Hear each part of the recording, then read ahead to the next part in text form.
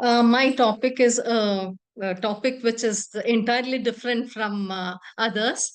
Uh, so I think right from the morning we had something to eat to the mind, but now it is to the stomach, I would like to say. So it is a study on nutritional literacy and dietary practice among government primary school teachers in HUBLI Taluk of Karnataka state. Before starting, I would like to start with the view of Dr. Abdul Kalam sir. Honorable Dr. Abdul Kalam sir viewed malnutrition in India as a critical issue requiring a multi-sectoral approach itself. So he opined that it is not just one problem, it is a multi-sectorial problem where it can be the knowledge, or it can be the security, or it can be the health access, etc. But more, he emphasized on nutrition awareness. So he believed that raising awareness about the importance of nutrition and healthy eating habit was crucial to combat these malnutrition. So with this, I'll just start with my work. I think, yeah. So we know nutrition knowledge and dietary practices are two interconnected connected pillars which have a direct impact on health of the individual as well as the community. So fundamentally, we say nutrition knowledge is nothing but which refers to the information and understanding of our own with regard to the dietary guidelines. It may be the nutrient requirements, it can be the food sources which are there, and the relationship between the diet as well as the health. And it we have to always remember that includes both declarative knowledge, that is the fact or the recommendations which is there. Maybe if I just talk about the nutrients, what is the amount of the nutrients that is required, maybe particularly vitamins or minerals, etc., and so on and so forth. And it has also got the procuratorial knowledge also, that is how we apply that. So it is just like a knowledge, attitude, and practice which is there, how we apply that in a daily life. Now, the World Health Organization, through the framework of the health promotion schools, that is HPS, it had the concept of schools as health promoting settings was institution and or installed. And this model views the school as the not only a center for academic performance, but also an environment to the children where it can just not only uplift the academic aspect of the children, but the good practices related to maybe the physical or the mental or even the nutritional health, which is very important for their academic performance. So in many countries, this HPS has been implemented, and it is focused on not just the children but through to the children through the teachers which are there. So enhancing teachers literacy and recognizing them as a key facilitators of behavioral changes that is seen in the children was found to be very important. And as you know, that teachers play a vital role in shaping the health behavior of the students, not only through the direct instructions, but also through the practice and environmental reformants. Their literacy is very important, and the role of these teachers in the nutritional ecosystem cannot be oversighted at all. So they serve as a frontline health educators also, often because they are the first official authorities which who will influence the students behavior outside the home.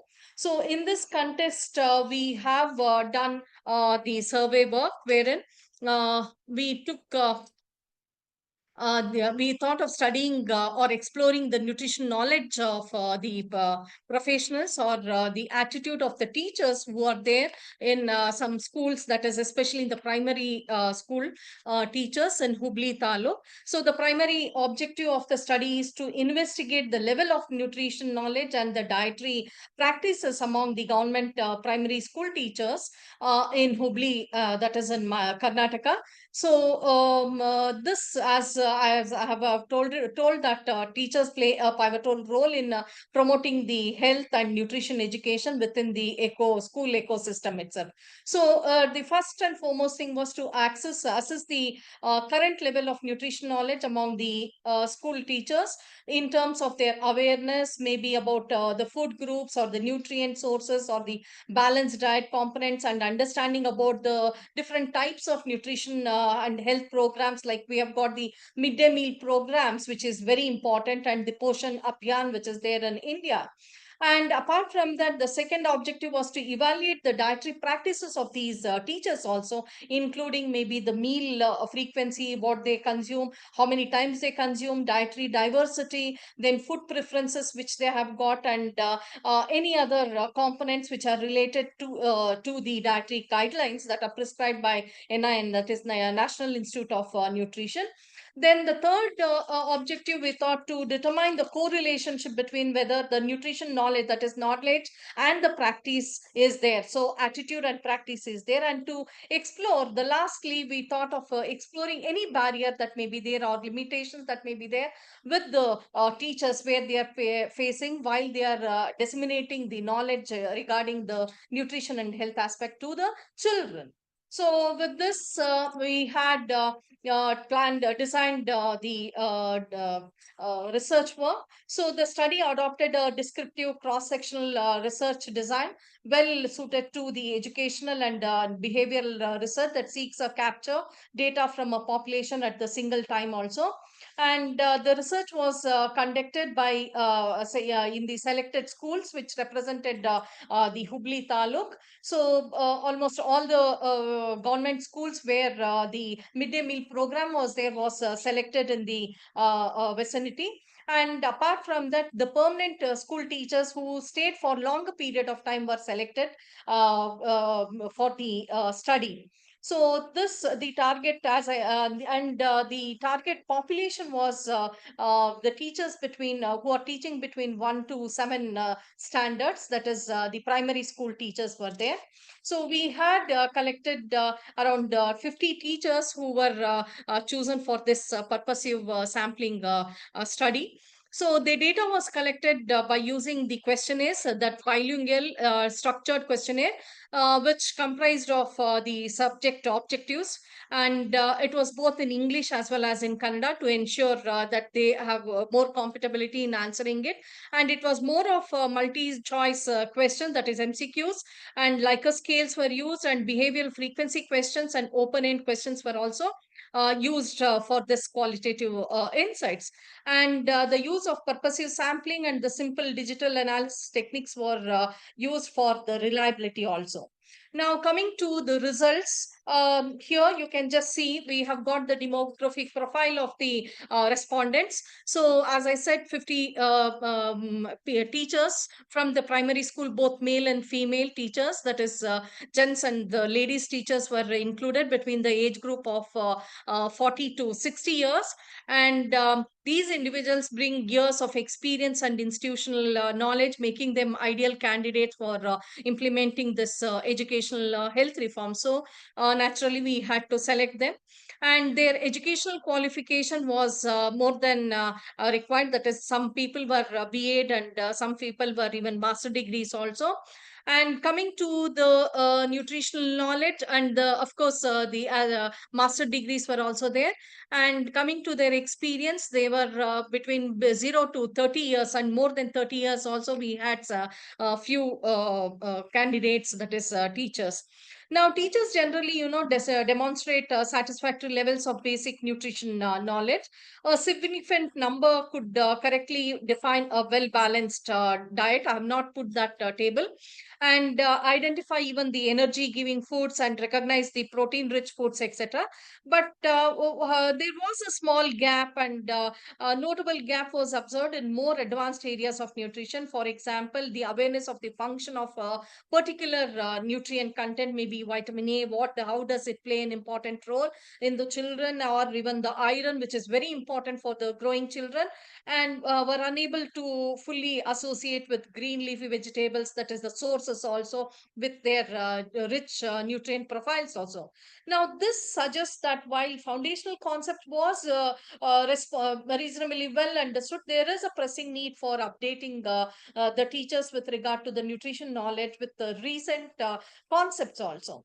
Now, further, the study also discovered some symptom things. That is, we went for the symptoms also, but the teachers were unable to indicate the physical signs and symptoms with that of the deficiency disorder. So that was also very, I mean, it was drawback or not satisfactory with regard to their nutrition knowledge, what they had got. Now, coming to the dietary practice, as you can see here, in terms of dietary habits of their own, the responses revealed a mix of healthy and unhealthy practices also. A considerable proportion of the response responded consuming whole grains and the fruits regularly, and some of them said that it is very important and it is an integral part of their food habit or food choice, and some said that they cannot afford it. So these habits suggested that health awareness is gradually being adopted in the people, but however there were some constraints also, and they were also very happy about the food labels that were given there, and they would go according to the food labels also. But however, when we just saw to the other components, that is the negative part of it, the intake of fast foods and what we call it as junk foods were also reported by the participants, indicating a gap between the knowledge and the actual behavior. So such disparities often can have lesser or limit their influence and availability of healthy alternatives, or maybe socioeconomic pressures also. In some cases, even teachers who were aware of healthy practice continue to engage with these unhealthy consumption pattern also. So this underlines the importance of converting their, or probably educating them with regard to their behavioral interventions is also very important. Now, coming to the attitude and the confidence in which they were having towards the nutrition education and classroom integration, the attitudes of teachers towards nutrition education was very much overwhelming. So it was very positive, and nearly all participants who were there in the study believed that knowledge of nutrition is very essential even for the educator. That is, as a teacher, she also should know about it, and the school should integrate the health education in regular system also, that is education system also. Teachers acknowledge their role as even the health influencers and express strong interest in improving their capacity to deliver the nutrition related content, and many of them said that nutrition topics are very interesting also. But some, I mean, there was a negative aspect here also, where they also reported that the practical barrier which I was talking about included lack of dedicated time, like time limitations was there for them, because they are running back of the curriculum and they have to finish within the period of time. So it was the first problem which they faced. So no proper time was allotted to such kind of an education. Insufficient training materials were there, because the children who are very young are more influenced by the pictures and the animations and other things which are very important, rather than just oral talk or even the photographs, etc. So that was also, that is insufficient training materials was also again a second barrier which they said.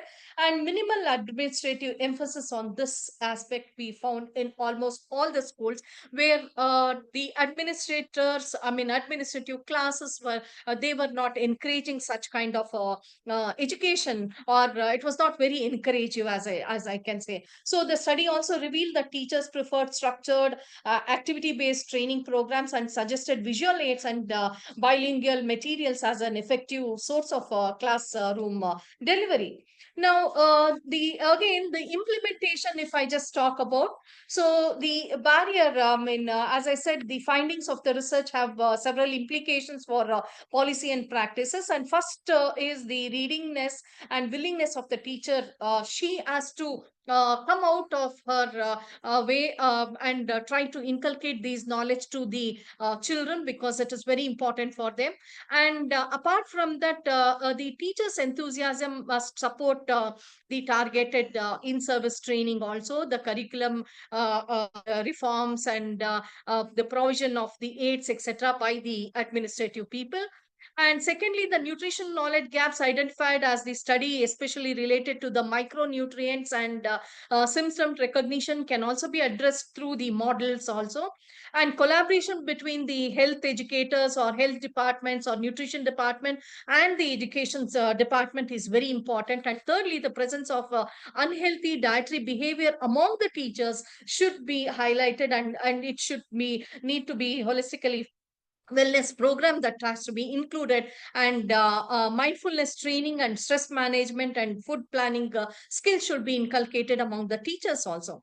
And apart from that, the other important barriers was some of the children did not accept this training process or this way of teaching also, because it is not just the aids that were used, but also they were not showing very much interest in this particular aspect, because whatever that is given by the government through the midday meal program was accepted, because as I said, there are many other components like poverty and other things are there, so they are very happy with that. One third of the food will be given by the government, so they are satisfied with whatever that is being given, and they were least bothered about learning about what they are eating and what are the nutrients that are very essential for them and all those things. So now the coming to the conclusion, I think dietary practice and personal behavior, I said there is a gap here.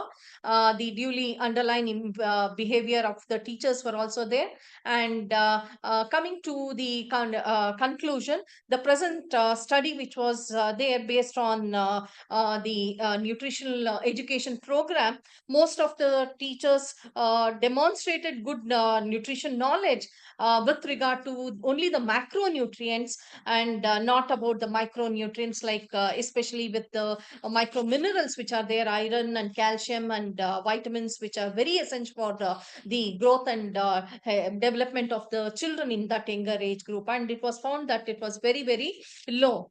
Now, dietary practice, as I said, was not good among the teachers itself, because they, even though they were having good knowledge about the nutrition and its consequences on the health, but the practice was not very satisfactory. And their attitude, even though teachers had a positive attitude towards the education, importance of nutrition and education, confident in their knowledge was also been observed, but the practical barriers, as I said, was many, which found to be an important aspects, wherein the government or the educational institution or the education system and the health system should go together to bring about a complete change. So training for the teachers with regard, not just with regard to their teaching of academic, even the teaching when giving information about the nutrition,